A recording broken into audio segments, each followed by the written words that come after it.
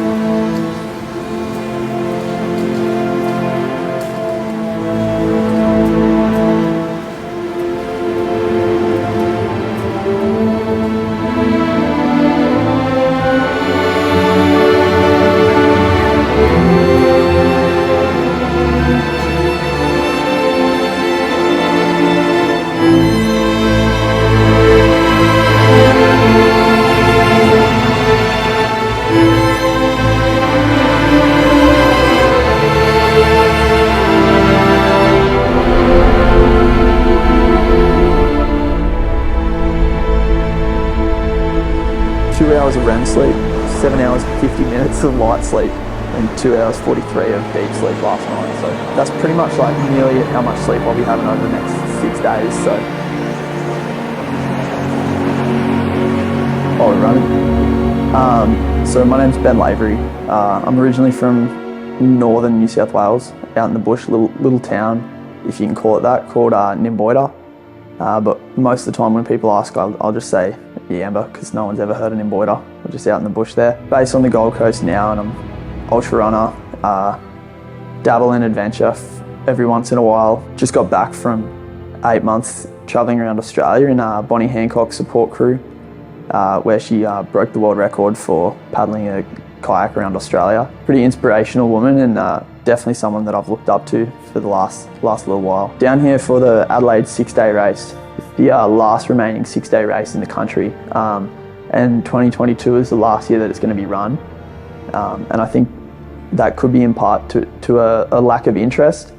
You know, it's pretty tough to find people that are willing to run around a track for 6 days, and I guess with all like the logistics involved and a lack of interest, there's not really any incentive for them to keep putting on these races. And yeah, if you don't go, you won't know. So kind of just jumped in it and don't know what to expect. I'm just going to give it a real red hot crack, give it a good shot, and if I can come away with some impressive numbers, I'd be happy.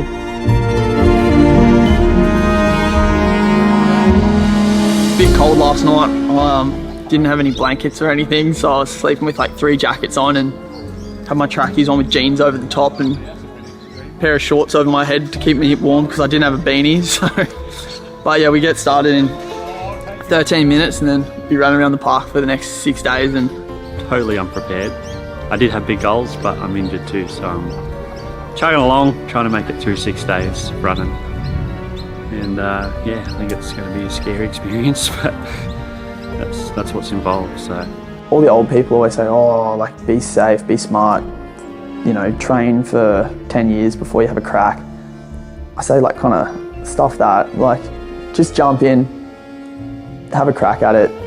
It'll either work or it won't, but either way you're going to learn something from it, and then you're going to be able to have a good crack in the future. And I mean, I've always been one to just, you know, if I want to run a fast time for 50k, I'm going to go do a 50k, do shit at it, learn something, and then come back and attack it the next time. Like, you're never going to do perfectly on your first attempt at anything, so you might as well just jump in, learn what you can firsthand, and then have a good crack the next time. Because I started when I was about Ben's age, at about 23 as well, I think. And there hasn't been a lot of young ones around, but they're slowly coming up. So I think it's really good to get the young generation coming up. The trail scene's growing, the ultra scene's growing. So I think it's just good to get more of them involved. Yeah, didn't make the basketball side my first year out of juniors, and I'm a pretty competitive person, and I was like, oh, I always used to be good at cross country in school, so let's let's just jump in a couple like trail runs. Obviously, because I'm from the bush, so I was like, I'm going to do some trail runs. I'm not going to go run on the road. So yeah, jumped in a few trail runs and did pretty well. But my first ever ultra, I remember watching Truria Pittman. She was on 60 Minutes and she got caught in a bushfire running a 100k ultra marathon. Kate Sanderson and New South Wales woman Truria Pitt survived the fire but had burns to most of their bodies and needed immediate help. And I remember watching that when I was like maybe 10 or 12. And I feel like most kids like that age would have kind of been like, oh, like she got burned in a fire, that's crazy. But I remember the only thing that really stuck with me was like, she was running a 100-kilometre race, like that's a thing, they exist.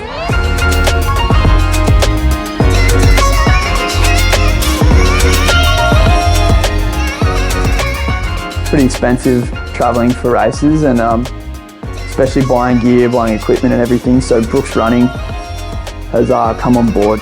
Some Brooks Hyperion Elites here, which are carbon plated shoes, so they should help save the calves for a little bit. And then I've got the Brooks Glycerin 20s on my feet.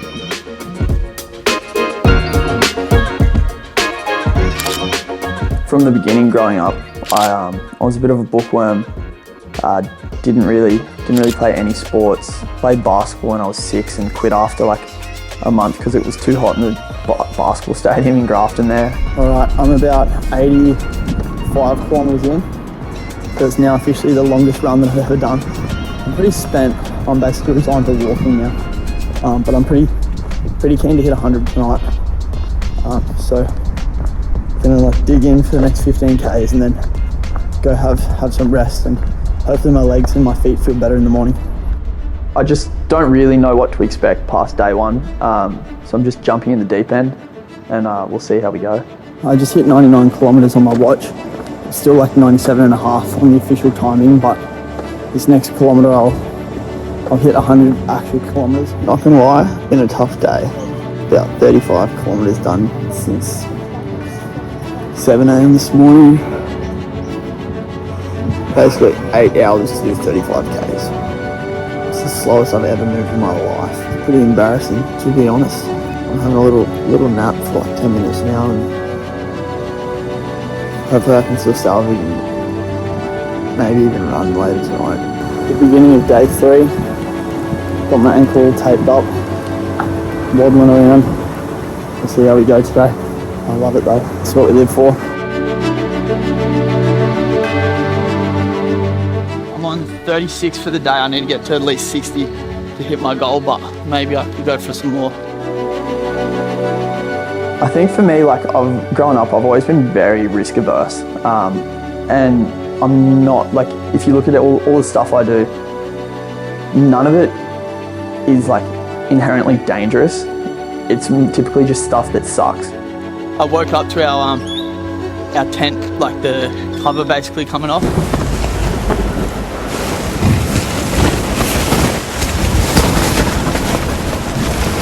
We had to move the stretchers up to just under that like gazebo out in the open and just sleep on that. Went to like 11:45 last night, hit 220k. So that means I got to do at least 60 every day to hit 400. But I'm on track to go over a little bit. So I had my first shower in 72 hours. I felt like a human, which I feel like for this is not a good thing. Second day I woke up and my shin was really sore, my ankle, where it was swollen. And then I thought, okay, it will be better the next day.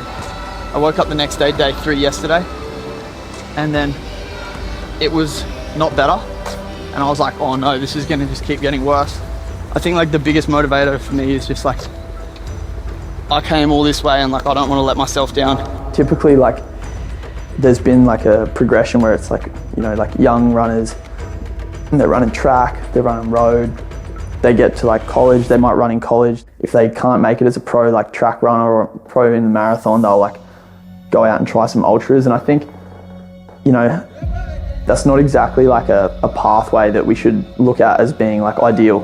I think you can just go straight into your ultras, and there's just not very much like youth participation in sport. And I guess it's because there's been like this misconception for a long time that, you know, oh, you're running so far, like it's bad for your body, it's dangerous, you're still developing and all that.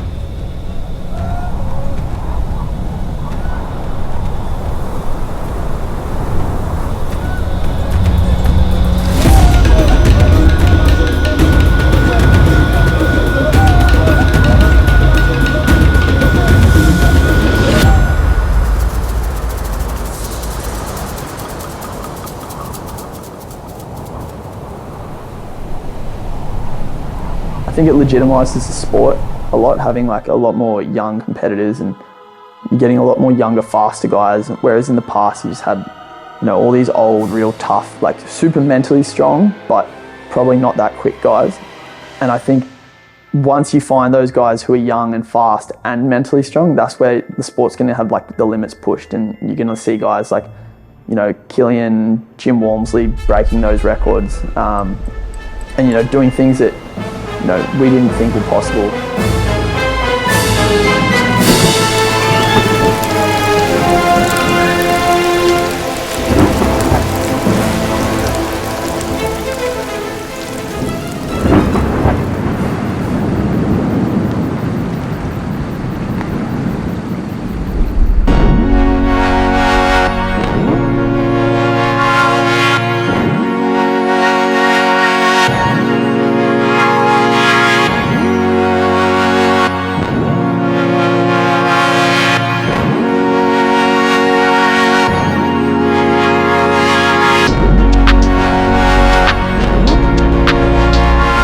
At the end of day 5, I was talking to one of the ladies, and I said, it's like, I'm actually starting to get like emotional that like it's gonna end, because I feel like this is just what I do now.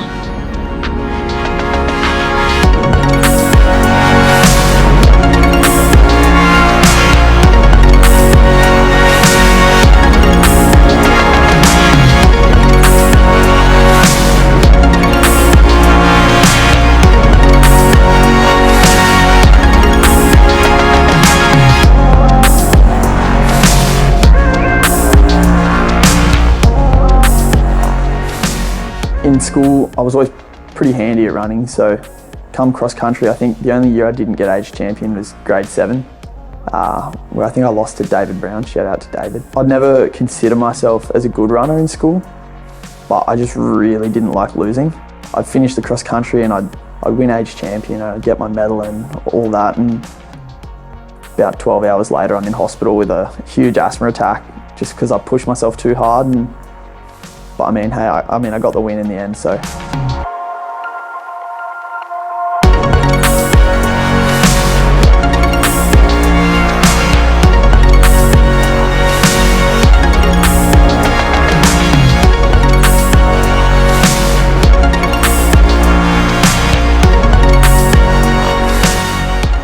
With all our social media and stuff, like, pretty easy, and I'll get in the trap myself where I'll sit on my phone and I'll watch running videos for like 3 hours, and then I realise I haven't even been for a run today, and I feel like I have because I've watched all these videos and stuff, but then I think you just got to get out there and do it yourself, and there's always somebody doing something cool, and everyone's pretty willing to accept other people, so yeah, there's always opportunity for you to get outside and enjoy yourself and get fit with your mates.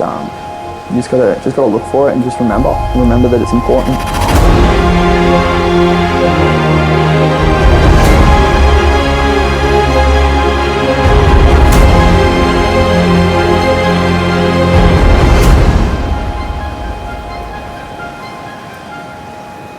Not until like probably the last few years, but I've started kind of focusing more on like the adventure side of things, and I think it can definitely be attributed to growing up out in the bush out at Nimboida, and for the last few years I've been running my blog, Ben's Big Adventures, and getting a little bit more into like putting up some of the stuff that I get up to on my social media. And at the end of the day, I always say to people that like I don't want to be about running. There's a lot of crazy runners out there. I like doing a little bit of everything. Like I paddled 22 Ks on a clubby board. It took me 5 hours.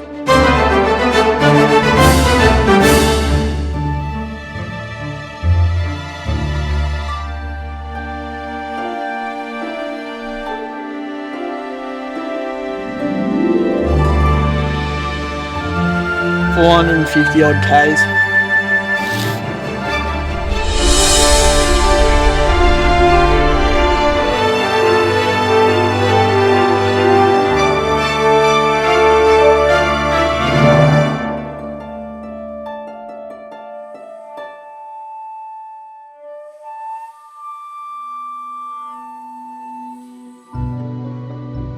$144 hours of running around Thorndon Park, a lot of walking, I think it's there was some points where I didn't think I'd run again for the rest of the race. I got to 400, which was my goal, at about 8 o'clock last night, and I set an alarm for 11:30 so I could get up and go from midnight till now. It's important to just challenge yourself. You don't live like a very fulfilling life just doing all the boring little day-to-day things. I think you need some big goals, and you need to set big dreams for yourself, whether it's in sport or whether it's in another aspect of your life. I think, you know, if you told me 3 years ago that I'd be running for 6 days when I hadn't even done a 50k yet, like,